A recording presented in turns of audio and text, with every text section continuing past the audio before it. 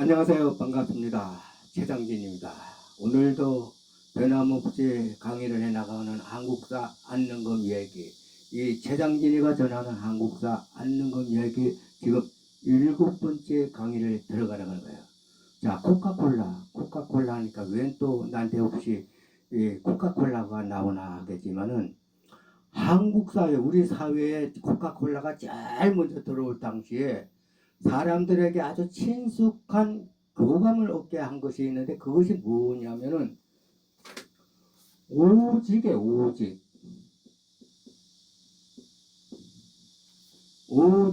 코카콜라.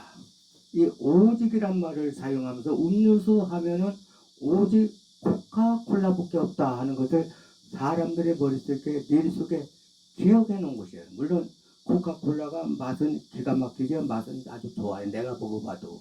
그러나 이 오직이라는 말을 사용함으로써 코카콜라가 믿음과 신뢰와 친밀감을 주면서 코카콜라가 대박이 팍 터졌다고 하죠. 자, 이 최장진이가 전하는 한국사 한능검 얘기도 오직이라는 메이커와 브랜드를 사용하면서 한국사 하면 오직 이 최장진이가 전하는 한국사 한능검 얘기뿐이다. 코카콜라 모양 대박이 팍 터지면 얼마나 좋겠느냐는 얘기예요. 자, 한국사 한능검 얘기 6번째 얘기 이어서 지금 7번째 강의를 들어가는 거예요. 조선의 이 천주교 박해는 정조 시기인 1791년에 일어난 신의 박해와, 그리고 이 순조 1년에 일어난 1801년에 일어난 신유 박해, 신의 박해와 신유 박해는 제가 5번째, 6번째 얘기해서 충분히 강의를 이어나갔어요. 오늘은 1866년에 일어난 병인 박해, 그러니까 흥성대원군 시기에 일어난 1866년에 일어난 병인 박해 가지고 강의를 시작해 나가는 거예요. 흥성대원군. 자, 흥성대원군.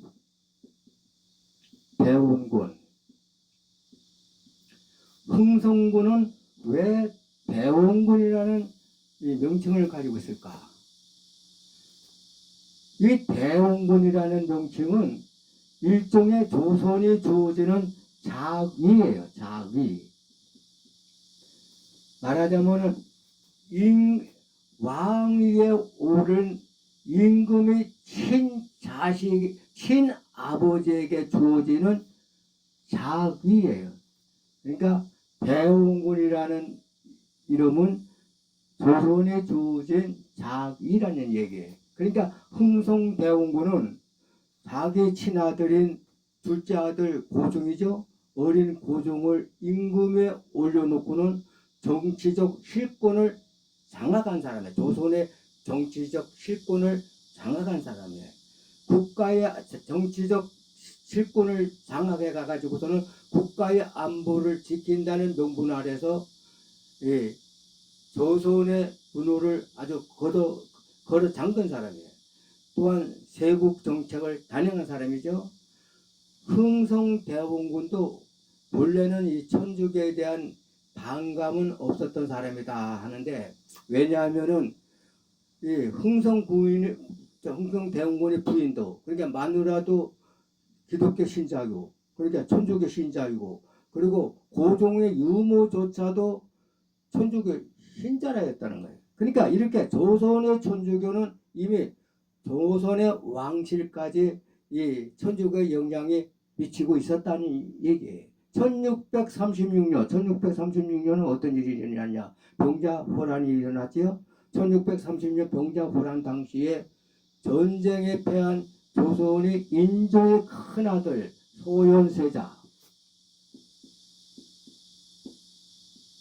세자와 둘째 아들 복림대군이죠. 자, 소현세자 복림대군이 청나라에 볼모로 끌려갔는데 어디로 끌려갔느냐? 처음에는 심양으로 끌려갔어요. 근데 청나라가 심양을 떠나가지고 북경으로 천도를 한 거죠. 북경으로. 자, 청나라가 북경으로 천도를 하니까 소현세자와 복림대군 등도 이 북경으로 옮기게 된 거예요. 이때 소현세자가 청나라의 흥천 감정으로 있던 이 아담사할이라는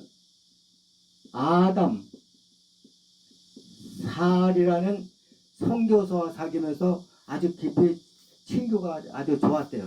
그래서 이 소현세자가 흥천 감정에 있는 아담사할로부터 뭘 받았냐면은 천주교, 천주학, 천주심리 이런 서양 종교에 관한 책을 천주교에 관한 책을 많이 얻었다는 거죠. 그래 소현세자가 아담사할의 영향을 받아가지고 천주교에 푹 빠졌다는 얘기예요. 그래가지고 이 천주교에 대한 이 무진장 아마 이 아담사할의 영향을 받아가지고 천주교에 푹 빠진 것 같은데 1645년 그러니까 이 소현세자가 청나라에 끌려온 것이 언제냐면 1635년이죠. 1635년이죠. 이때 1645년에 풀려난 거예요. 9년간의 불모로 있다가 풀려나면서 조선에 귀국하면서 뭘 갖고 들어왔느냐. 이 아담사할이 준 이 천주교, 천주사 같은 천주학 같은 이 많은 종교 서적을 얻으면서 천주학에 가져갖고 들어온 거죠. 그리고서는 청조, 황관이, 궁녀인, 기독교 신자들을 대거 가지고 데리고 들어와가지고 이 소현세자는 조선의 왕실부터 천주교를 교화시키려 했던 것 같은데 1645년에 들어와가지고 어떻게 된 거지? 1645년 몇 개월 살지도 못해가지고 요절하고 죽고 말아버린 거예요. 그러니까 소현세자의 꿈은 이렇게 물거품이 돼버렸다는 거예요. 자들되고 말았다는 것이죠.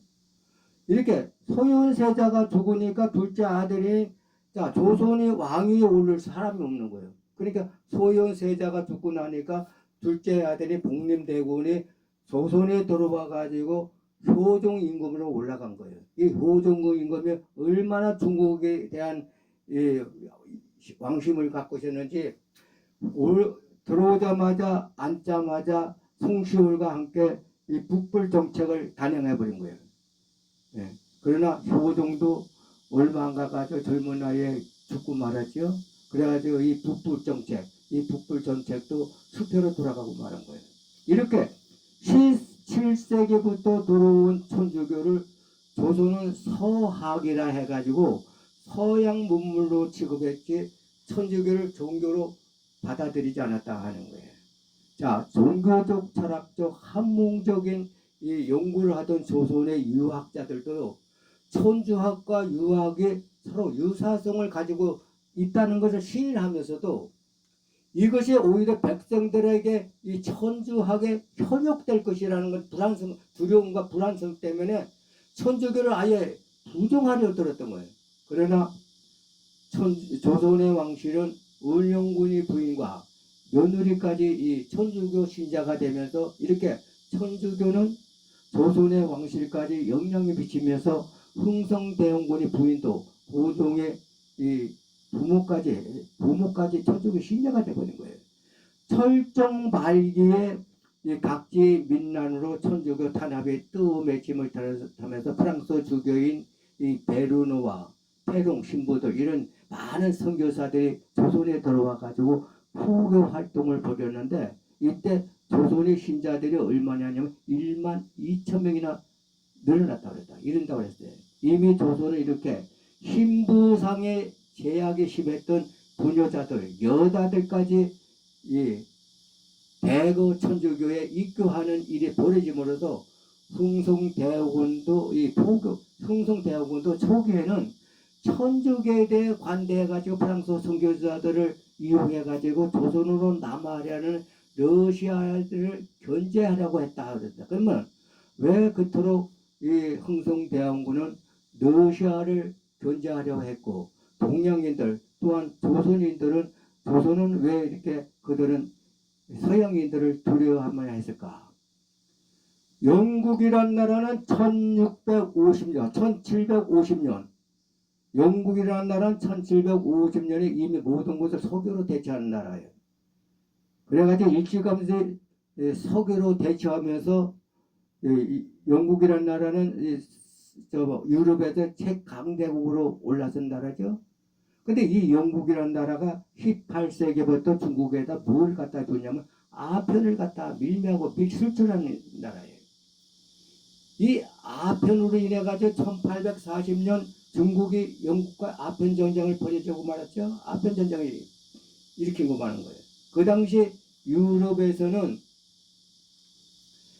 강대국들이 이 식민지를 개발해 가지고 서로 나눠 가지면서 더 많은 식민지를 가지려고 욕심으로 이제 서로의 군사력을 확장해 가지고 과거만 무기들을 만들고 있었는데, 강대국 중에서 가장 많이 식민지를 가장 많이 못을 차지한 나라가 누구냐면 영국이라는 나라예요. 근데 영국이 제일 많이 식민지를 차지하면서 독일과 이탈리아가 분배해서 거의 제외됐다시피 했다고 했어요. 이 독일과 이탈리아는 같은 게르만 민족이죠. 같은 형제나 다름없는 나라예요. 독일의 이 불만스러운 일이 훗날 유럽 전체의 이 전쟁의 불씨를 만들어내가마는 원형이 되고 마는 것이다. 이런 유럽이 1760년대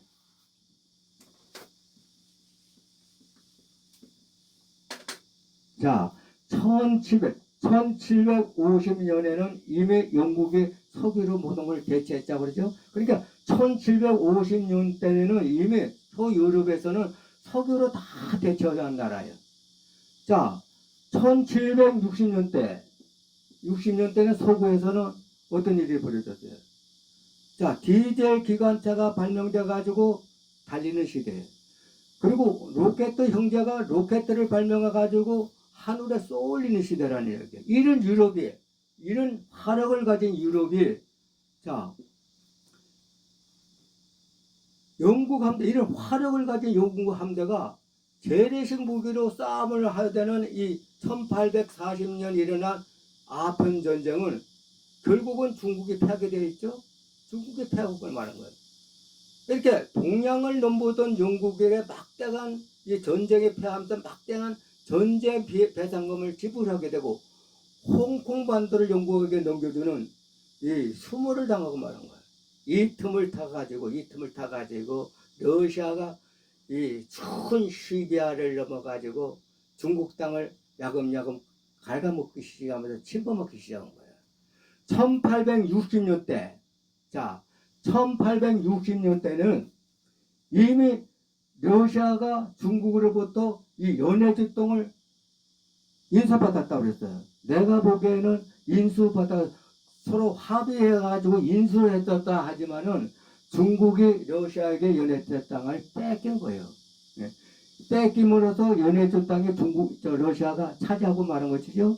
자, 러시아가 연해주 땅을 차지함으로써 조선과 연해주 땅에는 거리가 얼마예요? 16.5km밖에 안 나요. 16.5km. 16.5km밖에 연해주 땅과 안 나는데, 그러면 러시아가 얼마든지 조선을 남하를 시도하라 했던 것이에요. 예.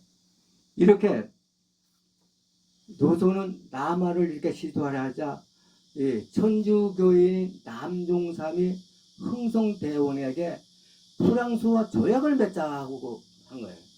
그러면 러시아를 막을 수 있다고 조언을 한 것이죠. 흥성대원군도 프랑스 신부들과 선교사들을 통해 가지고 프랑스와 영국 세력들을 이용해 가지고 러시아 세력을 물리치려고 프랑스 신부들을 접촉하려고 했지만은 어떻게 된 건지 만남이 이루지 못했다고 그랬어요. 그리고 호의적 반응을 얻지 못했다. 그러니까 자존심이 아주 흥성대원 것이 몹시 상한 상태에 있었는데, 여기다가 천주교에 대한 유생원들이 빗발치는 항의가 일어나죠. 거기다가 천주교 금지령 여론까지 나빠지죠. 흥성대원군은 이 남동상과 김장훈과 프랑스 구명을 체포해가지고 절두산에다 처형시키고 마는 거예요. 그리고 처형시키면서 천주교인 약 8,000명을 또 처형시키면서 순교시키고 마는 것이죠. 안보를 지킨다는 명목 아래 조선의 문을 닫아버리고 말한 거예요. 세국 전쟁을 단행해버리고 말한 거지. 자, 조선에다가 순수한 이 조약을 맺기를 원하고, 그리고 조선에다가 문물을 원하며, 또 조선에다가 이 성교 목적을 둔 이 서양인들에게는 이런 조선이 정말 수수께끼 나라로 비추고 말한 거예요. 숨어서 지내기를 좋아하는 백성들이라 해가지고 은자의 나라라고 불리지기 시작한 것이죠. 동방의 일주국의 나라.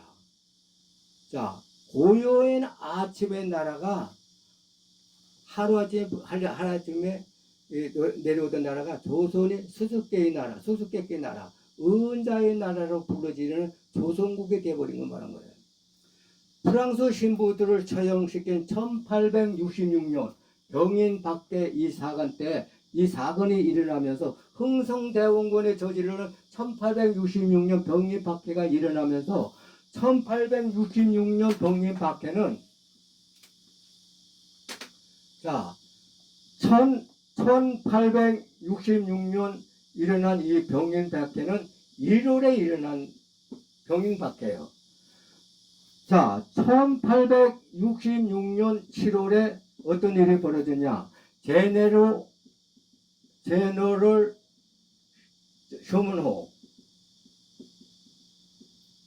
사건이 터지고 말한 거예요.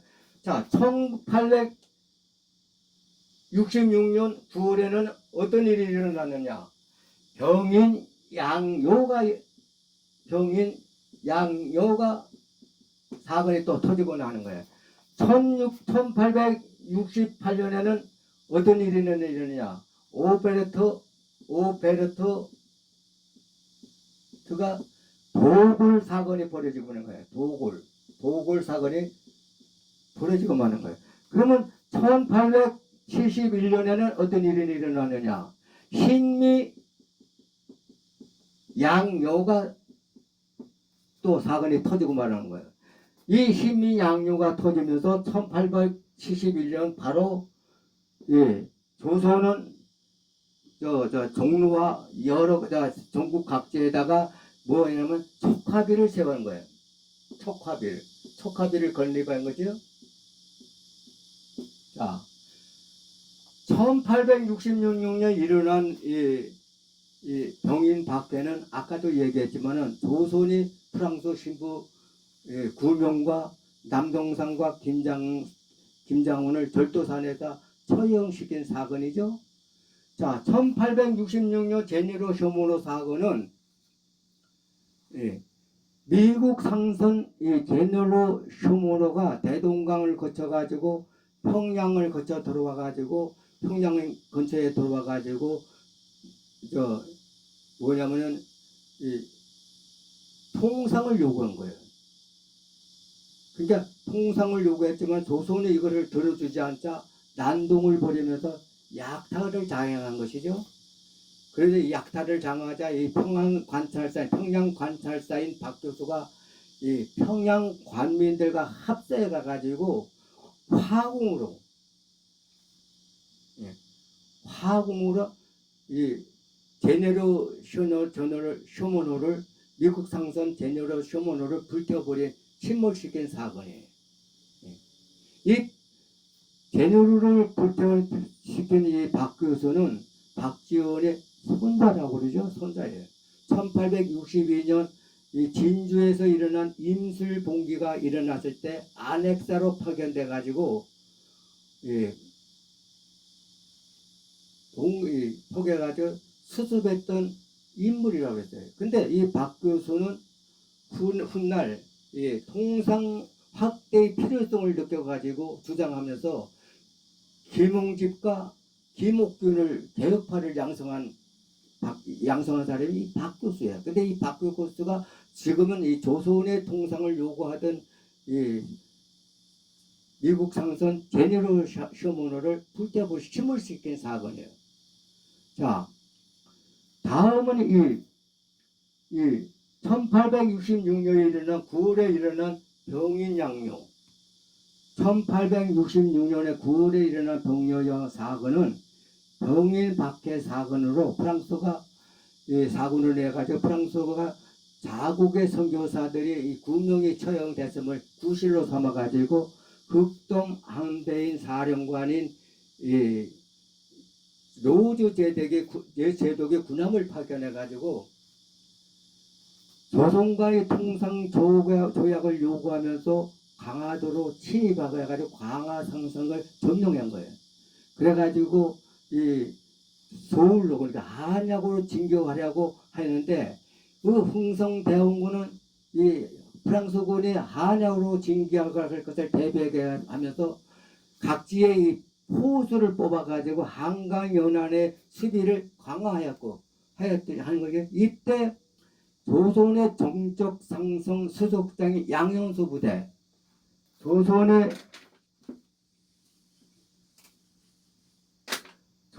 정적 상성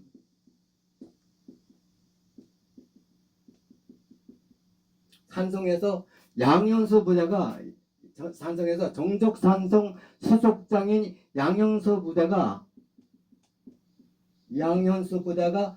프랑스군을 격퇴시켰어요. 그리고 문수산성에서는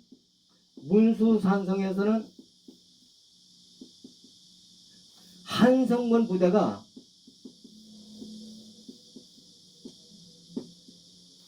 이 프랑스군을 격퇴시킨 거죠. 예? 이렇게